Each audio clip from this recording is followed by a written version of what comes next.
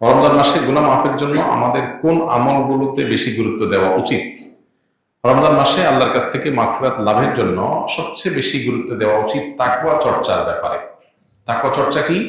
তাকওয়া চর্চা হলো রমজান মাসে সকল প্রকার গুনাহ থেকে বেঁচে থাকার সংগ্রাম করা, আল্লাহ ভীতির চেতনা থেকে। যে আল্লাহ তাআলা রমজানে দিনের বেলায় পান করা, আহার করা, হালাল খানা, হালাল পানীয় এগুলো রমজান মাসে দিনের বেলা গ্রহণ করতে যে আল্লাহ নিষেধ করেছেন, তাহলে যেগুলো আল্লাহ নিষেধ করেছেন হালাল না, সেগুলো কত জঘন্য হবে। অতএব রমজান মাসে আমি সকল প্রকার গুনাহ থেকে, সকল প্রকার হারাম থেকে বেঁচে থাকার চেষ্টা করব। এটা হলো আমাদের কর্তব্যের অংশ। এটা যদি আমরা করি তাহলে ইনশাআল্লাহ গুনাহ মাফের সম্ভাবনা অনেক বেড়ে যাবে তাকওয়া চর্চার মাধ্যমে। দ্বিতীয়ত, আল্লাহর কাছ থেকে গুনাহ মাফের জন্য রমজান মাসের যে সমস্ত আমলগুলো আছে, মাসনুন আমলগুলো আছে, সে আমলগুলোকে আমরা খুঁটে খুঁটে করার চেষ্টা করব। আমাদের একটা ছোট্ট ছোটি বই আছে, রকমারি এবং অন্যান্য অনলাইনে আপনারা হয়তো পেতে পারেন। বইটা হলো মাহে রমাদানের 27 আমল।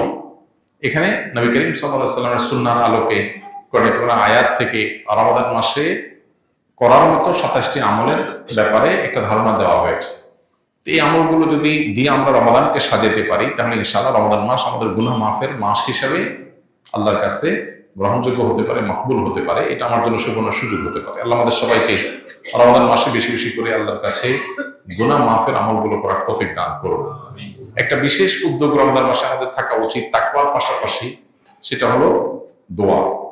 আমরা প্রতিদিন যদি আল্লাহর কাছে চোখের পানি ফেলে দোয়া করি, আল্লাহ আমি গুনাহ থেকে যেন বের হয়ে আসতে পারি, আমাকে তৌফিক দাও, যেগুলো হয়ে গেছে সেগুলো মাফ করো, নিজের সঠিক সিদ্ধান্ত নেওয়া, নিজের ব্যাপারে শক্ত অবস্থান নেওয়া, পাশাপাশি আল্লাহর কাছে এভাবে কারণ একটা দোয়া করা।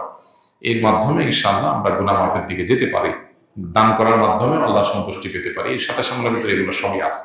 আমি সৌদি দাম্মাম শহরে ছিলাম, দাওয়া সেন্টারে ক্লাস করেছি। হাদিসের দলিল রহি আছে, বুকে হাত বাঁধা রফে আদান করাতে আমাদের ইমাম কয়েকজন মুসলিমের উপর ক্ষিপ্ত, আমাদেরকে গাদা গর্দব ইত্যাদি বলে বেড়াইতেছে।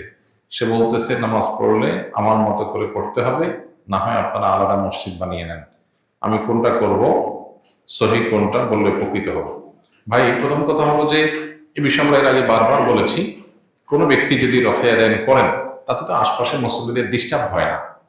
এক্ষেত্রে অন্যান্য যে সমস্ত ইমাম হন, মুসল্লি হন, ফিকহে হানাফি যেটা দেশে প্রচলিত সেটার যারা ফলোয়ার, তারা এটাকে ডিসকারেজ করা এই লেভেলে যে না হলে অন্য মসজিদে চলে যান, এটা অবশ্যই গর্হিত এবং অন্যায় কাজ। যদি কোনো ইমাম এটা করে থাকেন, তিনি এটা ভুল করছেন। কোনো মুসলিম, কোনো মুসল্লি তাকে তিনি ভিন্ন কোনো মতের উপর আমল করছেন, এই জন্য মসজিদ থেকে বের করে দিতে হবে, এটা ইসলামের শিক্ষা না। এতটুকু সহনশীলতা আমাদের থাকা উচিত।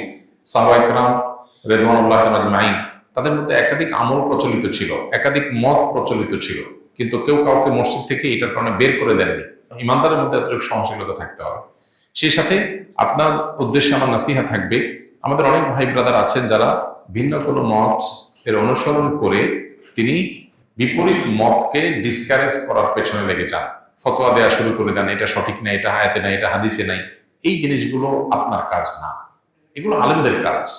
যেগুলো আলেমদের কাজ, গবেষকদের কাজ, একাডেমিশিয়ানদের কাজ, সেগুলো তাদের কাজ তাদেরকে করতে দেন।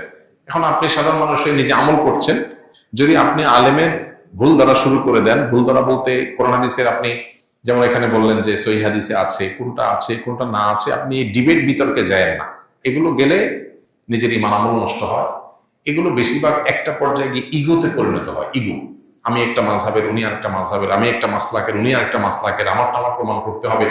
ব্যক্তিগত জেদ, রেষারেষি এবং জেতাহারার মতো একটা মানসিকতা অনেক সময় চলে আসে, যেটা আমাদেরকে ইখলাসের গণ্ডি থেকে বের করে দেয়। এই জন্য আল্লাহর ভয় অন্তরে থাকা উচিত। আমি যেটাকে সঠিক মনে করছি, আমল করছি, আমি চাই আমার অন্য ভাই সঠিকটার উপর আমল করুক, কিন্তু এই ওলামাদের, ইমামদের ইস্তিহাদগত বিষয়ে ডিসকারেজ করা, ভুল ভাল বলে বা আপনার ফতোয়া দিয়ে বা এটার বিরুদ্ধে আপনার ডিবেট, বিতর্ক উস্কে দিয়ে বা এই সমস্ত কিছুর পিছনে সময় ব্যয় করে আমরা বেশিরভাগ ক্ষেত্রে নফসের চাহিদা পূরণ করি, বেশিরভাগ ক্ষেত্রে আমাদের দিলের আকাঙ্ক্ষা পূরণ করি, বা আমরা ইখলাসের গণ্ডি থেকে অনেক ক্ষেত্রে আমরা বের হয়ে যাই। এই জায়গাতে উভয়ের সবারই সতর্ক থাকা কাম্য।